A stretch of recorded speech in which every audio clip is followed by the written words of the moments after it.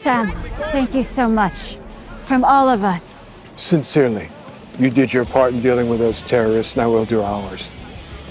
Are you still going forward with resetting the borders? Our peacekeeping troops will begin relocating people soon. The terrorists only set us back a bit. You have to stop calling them terrorists. What else would we call them? Your peacekeeping troops carrying weapons are forcing millions of people into settlements around the world, right? What do you think those people are going to call you?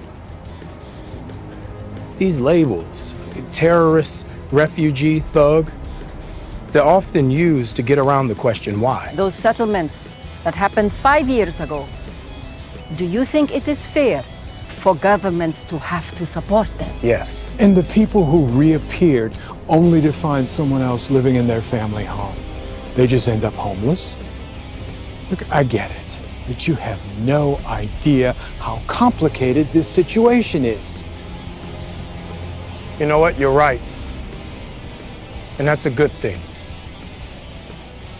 We finally have a common struggle now. Think about that.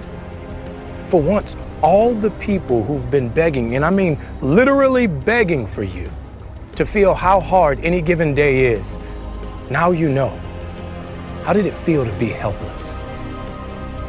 Now, if you could remember what it was like to be helpless and face a force so powerful it could erase half the planet, you would know that you're about to have the exact same impact. This isn't about easy decisions, Senator. You just don't understand. I'm a black man carrying the stars and stripes. What don't I understand? Every time I pick this thing up, I know there are millions of people out there who are going to hate me for it. Even now, here, I feel it. The stares, the judgment, and there's nothing I can do to change it. Yet I'm still here. No super serum, no blonde hair or blue eyes. The only power I have is that I believe we can do better. We can't demand that people step up and we don't meet them halfway. You control the banks. Shit, you can move borders. You can knock down a forest with the email. You can feed 1 million people with the phone call. But the question is, who's in the room with you when you're making those decisions? Is it the people you're going to impact? Or is it just more people like you?